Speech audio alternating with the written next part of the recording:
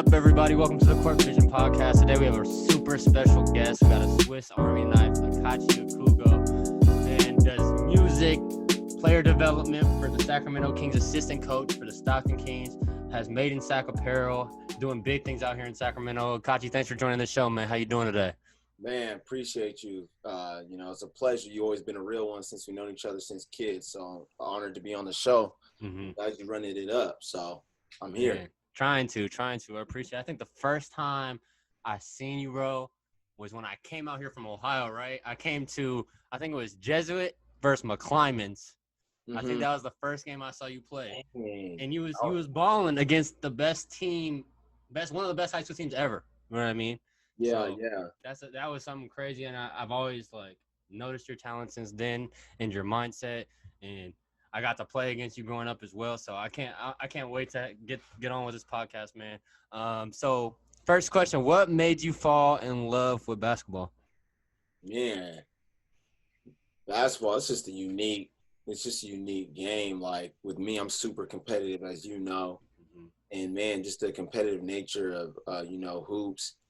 And competing, it's like one of them sports. It's like, man, you really competing with someone. It's mano y mano, you know what I'm saying? Like, other sports, like quarterbacks, they don't really get to play against each other stuff. Basketball, like, you right in the trenches with each other. Like, you going at it. Like, you can't duck smoke in basketball. You know what I'm saying? Absolutely. Even if you're different positions, because at some point, you're going to go up against that person. You know what I'm saying? You're going to have that matchup every game. You're going to eventually match up with somebody that is better than you or someone that thinks they're better than you. You know what I mean? Yeah, facts. And then you can just settle it with the one-on-ones. With other sports, it's hard to do that, So yeah, basketball, I just love the intimacy of it and being a competitor. That's what kind of made me fall in love with it. Yeah, super personal. I love the personal aspect about it. I know you love the personal aspect about it. That's what gets us drawn. That's what gets us going. That's what we live for every day. So let's talk about your Jesuit experience. You were four-year letter earner at Jesuit. So you were on varsity from freshman to senior year. What do you think set you apart from other players that were older than you that wanted your spot? Man, I was just competitive, so I just did what I needed to do to get better. I always told myself, man, that was one of my goals. I want to play varsity as a freshman. And looking back, that ain't the end-all be-all, obviously, because, freshman year in the grand scheme of things doesn't really mean nothing, to be, play at the next level or whatever. But that was just one of my goals. I think I was always fortunate to, I trained with Gus Armstead growing up, and he's one of the best to ever do it in the training space. And that just, I was always around older guys already. So it was kind of not too much of a crazy transition for me in terms of my skill set. Obviously, my weight and, my size was probably a disadvantage. But other than that, it was just my competitive nature. I never backed down or, turned away from a challenge. So I think that's kind of separated me at that time. Yeah, absolutely. And your mental toughness. From Yeah, facts. A lot of people at your age couldn't take – like I said, McClymonds was one of the best teams in the country, and you're going toes with them. You're going toes with some of the best guys out here. You know what I mean? And you're putting in work. So that was something huge to see. Shout out Gus Armstead, by the way, one of the best trainers in Sacramento for sure. Not even close. Not even close. But so transitioning on, right? How'd your recruiting look in high school? Because I know you went the JC route, but I know that you were good enough to go somewhere else. You know what I mean? So I'm interested in how you ended up getting to Yuba from Jesuit. Yeah, so it's it was weird, bro. So early on, actually after that McClymonds game, I was getting a lot of interest, my freshman year, Then I had a really good AU summer kind of. I was getting a lot of interest sophomore year, was playing well. So a lot of schools coming at me early on. I know, Davis, and then the local schools was damn near ready to offer. I was going on a bunch of unofficial visits that they scheduled, not even me. It was pull up to the school. My junior year, after my after my sophomore season, because I had a really good sophomore year of high school, really good. That was probably one of my best, sophomore and senior year, my best years. Going into the summer, I was supposed to go to USC's elite camp, a bunch of camps. My AU team was really good. We were going everywhere. I got hurt. I tore my meniscus. I was crushed, bro. I know you were. I was trying to play on it and everything. Doctors oh, you need surgery, whatever. Yeah. And then so it kind of slowed up my junior year, and then my junior going into senior year, I didn't really have like that great of an AAU season. Mm-hmm. And then senior year, I exploded. I did really good. Absolutely. And a bunch of schools that were like kind of like on the verge of offering me didn't. They went a different direction. Mm-hmm. And at the end of my senior year, I was like, man, like, what am I going to do? I was going to try to do the unsigned senior route. And then part of me was just like, you know what? At this point, it's going to be a force. Like, say if I go the unsigned senior route and I get an offer from like a small D1 in like the cuts or whatever, like at that point, I'm just taking a school just because they're offering me. Yeah, available. I'd rather have like that choice per se. Mm-hmm. So I just made a decision at the end of my senior season. We went to we were in the NorCal championship. Yeah, so we were one game away from state. Like kind of like a week or two after that, I just decided I was going to go to Yuba, and just so I had that mental freedom, like in the summer, to work out and know what it was. Yeah. And so yeah, that was my recruiting process. And then so going into Yuba, you know, Coach Korn, like that's Yuba changed my life. People don't know about Coach Korn, man. Mm-hmm. He be looking great coach. Yeah, great coach. Cares about you off the court. We're still like this to this day. Mm-hmm. And so he just told me straight up, like, yeah, like, come to Yuba. I think you're a D1 guy already, but things happen. Come here, like, let's get you better, let's win, and, you know, send you off. That's exactly what happened. You know, we had accolades. We finished. We won the league. We got to the second round of the playoffs. Kind of disappointed. The personal accolades I got, for first team All State, and then I got league MVP. So recruiting was kind of like booming, like after the season. And then I decided to go to Grand Canyon University in Arizona. Yeah. So that's how I ended up there. And then things at Grand Canyon didn't really work out for me. So then I ended up transferring to D2 in San Diego, San Marcos, and that's where I finished off playing. So kind of a wild ride, but you know how it is with sports. Like, you think one thing's going to happen, this next thing happened. You just, you know, wherever I went, though, I could say, you know, I gave it my all, and, you know, I was true to myself. So that's all that matters. That's all that matters. And that's one thing I wanted to bring up. That song you just made, Be Yourself, is fire. So, you know, shout out to that one. Everyone go run that up on YouTube for him real quick. Yeah, but, man, so you've always been yourself, though. You know what I mean? You've always been your own person. You wanted to go your own route. You know what I mean? And you went your own route, and you were successful with it. So it's like you have no regrets looking back. Like, I know you have no regrets looking back, you know? I was blessed enough to play against you in college. Yep. Because you guys transferred conferences to CCAA your last year. Yeah. How was your league before compared to CCAA? And what is a memory from Cal State San Marcos that you'll never forget? So we were like in this independent, so like we were NAI technically before. Okay. And so the league was like independent because we were a newer school. Yeah. So it was like, it wasn't good at all. CCAA was way better. Like CCAA was like legit. Yeah. And so it was different. So I would say the CCAA was better. Okay. Yeah. And then my favorite memory from San Marcos, man, we had a crazy team. Our teams were hilarious. You know how it is. Yeah. Man, my favorite memory would probably be, man, I don't know if I really have a favorite memory. I just think maybe, okay, so we, even though we lost this game, we played against Nevada. You know, it was like a real, like, I think, team building bond for us that game, just because like we were just clicking, we were smacking them. Yeah. And we ended up, you know, late in the game coming back and winning. But I think that was a really good, like, you know, bonding point for our team. Like we were like, damn, we could be really, really good if we could just do something and stick together. Yeah, facts. So I think that'd be my favorite memory. I know that's nothing crazy, but that's definitely like, it's like those little things that you remember though. Like, like for example, like when I went to Maryland, we played University of Maryland. Like we played against Mello Trimble, we played against these good people. We were up throughout the whole entire game, you know what I mean? But we still lost.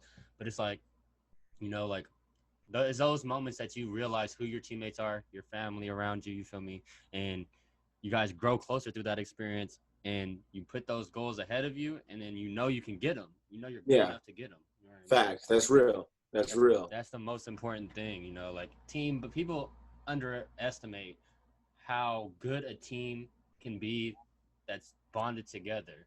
Yeah, culture Even with matters for sure. even without the best, most talented players, they can beat better teams. You know what I mean? Yeah, And it's always that's been like real. that. That's So real. Culture's a real thing. Culture matters for sure. absolutely, absolutely. So let's talk about your transition. Yeah. How did Koch go from Hooper Koch? Because I know you were good enough to play overseas. I played against you. You was good enough to play somewhere else if you wanted to.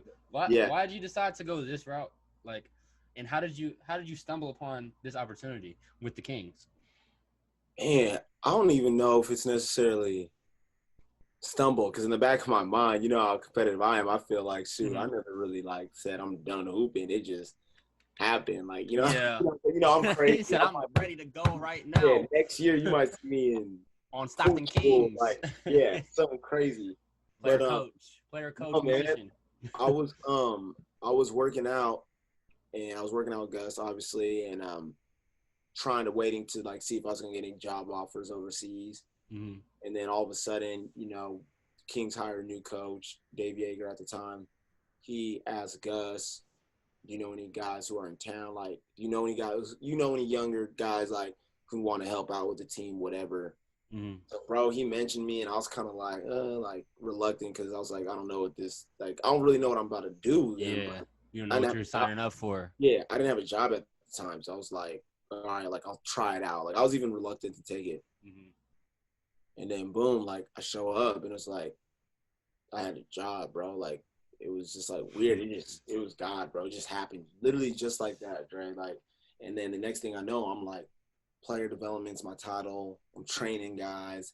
And I'm used to knowing how to train guys just because I've been with Gus so long. And then, shoot, now I'm 4 years in, bro, and I feel like I'm getting better each year, and I feel pretty confident on the court getting, some of the best players in the world ready, you know what I'm saying, helping them get better at their craft. So that's how it happened. I know it ain't nothing. That's crazy, though. Yeah. That's a blessing, man. Yeah, I don't have no crazy story. Like, I slept in my car and waited. Like, I don't have nothing. It just, bro, it just really happened just like that, bro. Timing. So, Man, all in God's time, man. He has a plan. You already know. Yeah. He has a plan for everybody. So what is something that you have picked up over your years with Sacramento Kings that you wish you could have applied to yourself when you were younger? Man, that's a great question, bro. Man, just mindset. I think, and we go through it now. I mean, we're like both 26. Mm-hmm. So like we're still young, but we're getting like to that time. We're getting wiser, like, yeah. like, even though, you talk to older people, they say 26, you're still a baby, but I feel like I've been here pretty long. Mm-hmm.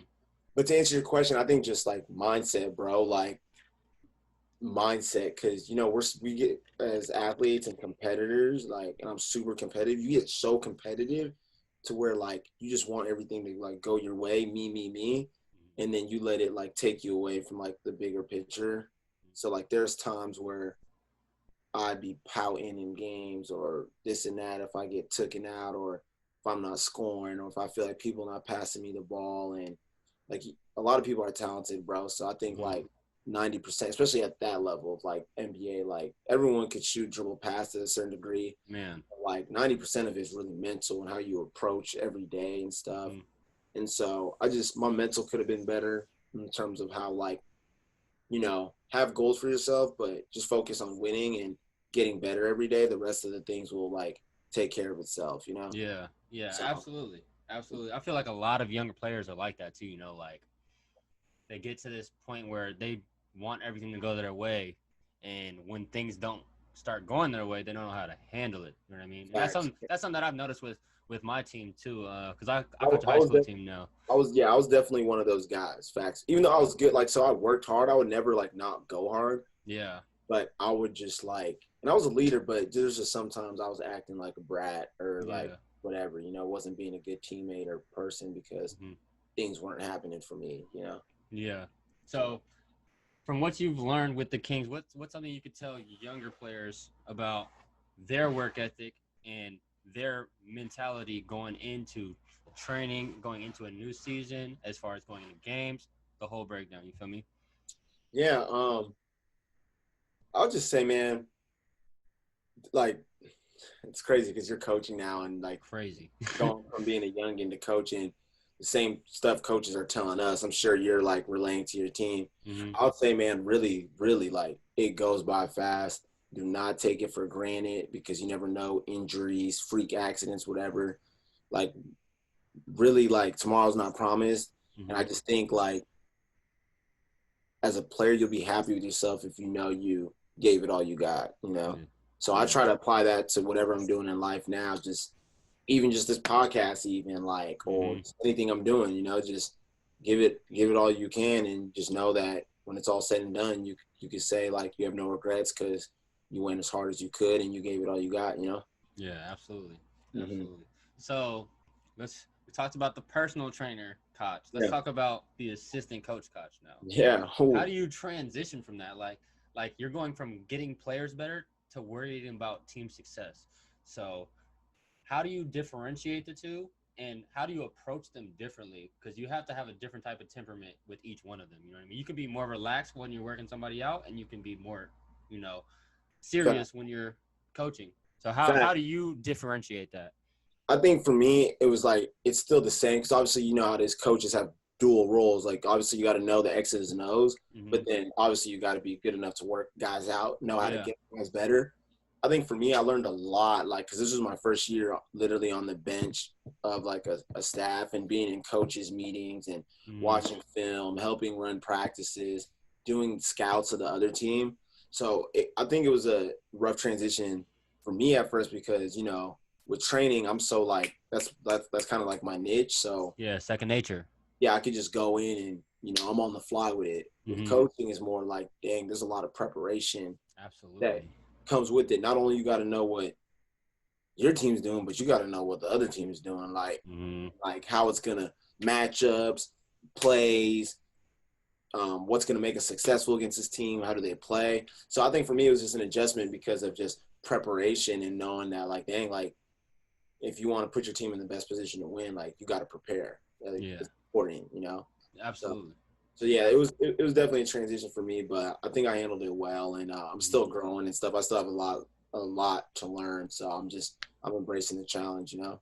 Yeah, absolutely, man. No, you're doing everything right. You're doing the right steps. Not many 26-year-old assistant coaches in the G League or even college ranks or lower ranks. You know what I mean? Like even me being 27, I'm an older or younger coach in high school basketball. You know what I mean? So it's like we're doing big things. We're ahead of schedule, man. Period. We're ahead of schedule. That's all I say about that. Man, for real. Man, keep working. Yeah. I think that was the hardest thing for me too, like transitioning from playing to coaching. Is like, one, I can't control what they do. Like I can't control the things that they do on the court, you know, like and like when you're a player, like you're worried about what you're doing and what you can do to help the team. But as a coach, it's like more about preparing them to be successful. You know what I mean? Putting them in the right positions. Absolutely. Absolutely. And then giving them that freedom to like, hey, like this is the answers to the test. Not just go perfect it, you know, to the best of your ability. Yeah, absolutely, absolutely. Because you're never gonna be 100% perfect. Like it's hard to be play a perfect game. Like you're gonna miss shots, you're gonna have turnovers. Like there's things that are gonna happen throughout the game. You know what I mean? Yeah. But so transitioning from coach now, we to the artist coach now. Just watch. Man, just watch. Tell us more about that. How'd you get into music, bro? Man, people are really close to me, bro. I've been doing music since high school. Man, I'm just hearing about it now. Bro, I know. And it's funny. I don't even know where like my tracks would be. Maybe on the desktop or something. I think I have old CDs, but I literally like, no joke. I'm not even saying this to make like a story. Like I literally been doing music since high school. Me and one of my best friends, Nate, like we would go to his house, garage band, write rhymes and just get on songs, messing around. Cause he was into it first. He doesn't do it anymore, but he was kind of like, you know, I was at his house all the time. And then I kind of like made some tracks. It was cool. I made like a CD and my parents like listened to it somehow. It was like left in the car. I took their car somewhere and, you know, just, it was kind of good. Then college goes and, you know, I'm just 100% in basketball mode. And I think it was like the end of my senior year, I started just writing a lot, bro, because, you know, my mind was so like all over the place because I wasn't sure if I was going to get like any contracts to play anywhere or what I was going to do. the whole graduating college thing was really hit me like, badly, bro. Like, yeah, absolutely. I was just in my feelings writing, bro. Just random beats on YouTube, writing. Then I came back to SAC, and two of my buddies were heavy in the music game, and so I just pulled up to the studio on them just to see what they be on, whatever. Mm. And they told me, like I kind of showed them something. They're like, "Oh, this is hot, like record it," type stuff. And then boom, just from there, I just started recording. Yeah. And like now, I dropped my first tape, my first full tape on all platforms just in April. Yep. Got you. It's called More Than Me, because obviously there's more to me than what you see. Like, the message behind that tape's crazy. I think it was well done, and it just gave me motivation. And I sold out the merch and everything. And so, like, yeah, and so the music thing, like, that's me. Like, like I'm gonna do me. You feel me? That's me. Like, Absolutely. No, that's what I was gonna say too. Is like a lot of artists go into this game trying to please people. You know what I mean? Trying to please an audience. You're going into it being yourself on the tape. You know what I mean? Fact. You're being your own person. You're not trying to follow any trends. You're not doing none of that. You know what I mean? And that's the way you're supposed to do it. Like, you ain't gonna get nowhere by copying. This ain't Kinko's. This is this is real life. You feel me? Like, you gotta be your own person. And so my next question to segue off of that is, what song would you say best represents you? Yeah, you got some fire questions, bro. Like, this mind crazy. What songs best represent me? Man. I'm gonna say Be Yourself off top. I was see the ones that is out right now. I'll say Be Yourself. Yeah, we're just gonna Be Yourself on YouTube. Yeah, I'll say Be Yourself. Yeah, that one, honestly, just even the title alone, man, that one represents me well. Evolve. I don't know if you listened to the whole tape yet, but I haven't listened to the whole tape yet. I'm about to sit down and listen to it with Floyd. Actually, I was waiting for him to get his situation straight. Facts. Yeah, but Be Yourself, probably Be Yourself, Evolve, and Bird's View. Yeah. Those three, but Be Yourself. Be Yourself. I agree, because man, you was same thing. What'd you say? You said something about the lows and the highs. Feel the same way. Yeah, embrace the lows. Yeah, embrace the lows like I do the highs. But no, embrace the lows embrace the highs like I do the lows. Yes, but that's like life. You know what I mean? Like, life is never gonna be perfect. It's never gonna be just a straight path to success. Everyone just wants this. You feel me? But you and me both know it's like this. Like, it's not like. You gotta embrace both, because without the lows, you won't have the highs, and vice versa. So absolutely, take it for what it is. So what's next from musician Koch? Man, you're the first person I'm telling you this. So I get some exclusive information. I'm acting like I'm popping. Hey, post this. I'm working on my second tape. It's gonna be called Never Regular. So. It'll be called Never Regular. That sound like a Koch tape name. It's gonna be. How many you got so far? It's gonna be crazy. I'm 7 songs in. Okay, how many you plan on doing? Yeah, just whatever I feel. I got some more songs to record, I think, and I just want to get the vibes right and whatnot. So I'll probably record like a ton and then just cut it down, and probably might just have 11 on it again, like I did the first tape. I think 11's a good number. 11, 12 is a great number. I feel like for a tape. So, man, so I know you just did some exclusive tracks at Sac Nina's wedding, but we'll leave that for the people to hear. Facts. I did something off the top, something off the top. My boy got married, so I had to do something. That's dope though, man. Shout out to Sac Nina, man. Congratulations, for real. Yeah. That's big. That's a big step. Mm-hmm. Yeah, 100. Man, so just watch Koch, the musician, the basketball coach, the trainer. Now let's talk about Koch the entertainer. Koch the entertainer, that's a different person. How were you just always like this, bro? Or you've always had so much life and personality in you, feel me? Like, man, I just love seeing people having a good time, smiling, having all this stuff, especially like the crazy stuff we're dealing with in the world right now. Man, I just try to be a positive light in everyone's life, bro. Whatever way I could do it, you know what I'm saying? So I just always been a guy who's loved, love being around people, getting to I think that's that's a beautiful blessing. Just everyone's different, and just togetherness is something that, like, you know, is a blessing to me. Just seeing everyone be happy and bringing out the best in everyone. That's what I thrive for and love to see. So that's kind of it. Ain't even So to answer your question, I think I've always been like this. That's always been, I just love having a good time. Love being around people who want to have a good time and whatnot. Yeah, no, I agree. Like, you're definitely showing a positive light, like through hoops, through music, you know, through yourself. Especially these times in Sacramento. Like, you know, these times in Sacramento have been crazy. Yeah. This past month, there's been how many killings, how many shootings. You know what I mean? Like, there needs positivity. Like, Sacramento needs positivity. Sacramento needs like a voice. You know what I mean? And that's why I'm glad I got you on the show. You know what I mean? Like, you're born and bred Sac. You and Chris were born and bred Sac. You know what I mean? And I couldn't wait to get both y'all on the show as soon as I could. But so next question. What's next for you basketball wise? Like, what is your end goal? Are you trying to be a coach, head coach? You trying to stay in the league? Like, what are you trying to do? Man, right. I mean, I feel like I got this far just off of, you know, any job or task I'm given. Like, so at the end of the day, I'm always going to do what I want. Like, absolutely, I want to work in basketball. So I'm doing that. I want to make music. I'm doing that. Doing things I want. And if I go my hardest in that, opportunities are going to present themselves. Got you. And I get to choose. So I can't really sit here and say, oh, like, I want to be a head coach in the NBA, or I want to be this and that. Like, I don't know if I'm at that point yet. I would want to. I'd like to be. Like, I wouldn't. I'm more of like, I'm gonna deal with it when I like get there, if that makes sense. Like, yeah. But I'm trying to.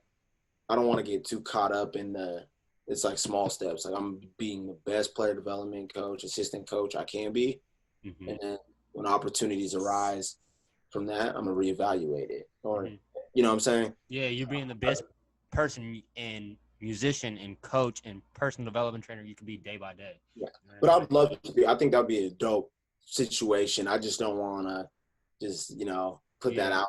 You know what I'm saying? So like, absolutely. But that's the next step. Obviously, I want to move up in the industry though, for sure, and see because I'm always down for taking new challenges. Things look easier on the outside than they really are. Like, I'm with head coaches and all that every day. Like, that's a grind, So yeah. No, I think that answer clearly shows your personality. Like, you're gonna do what you want, and if something comes out of that, then you're good with that. You know what I mean? You could be fine with that because you're never gonna work a day in your life. You know what I mean? And that's the goal. That's the goal, man. So any shout outs for any family members, any loved ones? Man, everyone knows, who rocking with me. I got a list out, you know what I'm saying? I got a lot of people. Oh, we got time. We got time, bro, if you want to. Shoot, the whole Okugo family, they know who they are, Nina, Nate Zelke, Groovy G, man, Floyd the Hooper. Gary. Yeah. Pogo Stick. Yeah, Pogo Stick, Floyd the Hooper. Man, shout out Floyd. Yeah, Yuba Hoop Squad, man. My boy Tyson Kiger out in San Diego, 619 legend. The To The Hoop fam, everyone at To The Hoop, Gusto, they put me in the game. Obviously. Shout out Gus Armstead. God, obviously, Jesus Christ, Lord and Savior. And so everyone who's been rocking with me in my corner, you know what I'm saying? So even you for having me on the show. So I appreciate this, man. And I think this is a dope outlet you're trying to do and getting to know different people and people's stories. So I'm all for it, Man, I appreciate it, man. Like my thing with this is, I know times is tough for people, and especially basketball heads, you know what I mean? Like, we can't get into gyms, we can't do a lot of things right now, you know what I mean? So for me, this is my outlet to talk to the youth, you know what I mean? And show them, like, there is a blueprint that's been set before you guys have came here, you know what I mean? On it. But you gotta put in that work, you know what I mean? And that's one thing I will always preach is, you gotta put in the work to be where you want to be. You know what I mean? You gotta sacrifice to be successful. Like, that's 100. You gotta sacrifice to be successful. So my last thing, you got any plugs? I know you got a tape out. Shout out the tape. Shout out the t-shirt line. Shout out everything for him right now. Yeah, man. Just, follow me on Instagram and Twitter at Just Watch Koch. When Dre posts this, he'll put that in the description, man. My new music video, Be Yourself, is out. My new tape, More Than Me by Koch, is out on all platforms. For those of you guys, especially Sac natives, I'm a co-owner in an apparel line at Made in Sac Apparel. We got a crazy gear. It's going to be high. All I'm going to say is if you don't have any gear from him, you are tripping. Yeah, our gear's fire. I got, if you guys are into film and television, me and my older brother, we got a podcast called At Past the Remote on all platforms. We talk about television shows, new movies and stuff. It's pretty sick. So, yeah, man. And obviously tap into Dre's, podcast. And yeah, that's it for me. Man, I appreciate it, brother, man. Like I told you, I'm so happy to finally have you on the show. Your spirit, your light, your personality, it shines through, bro. Like, keep being yourself. Keep doing what you want to do, and everything that you want is going to end up coming to you and falling to your lap, just like this last position we just talked about, bro. Keep being yourself, bro. That's all I got to say to you. Man. Appreciate that, Dre. Thanks for always having my back, man. You've been 100, or you never hated. You always looked out, always showed love. So that's 100. All right, brother. I'm going to take it easy, all right? Take it easy. Late.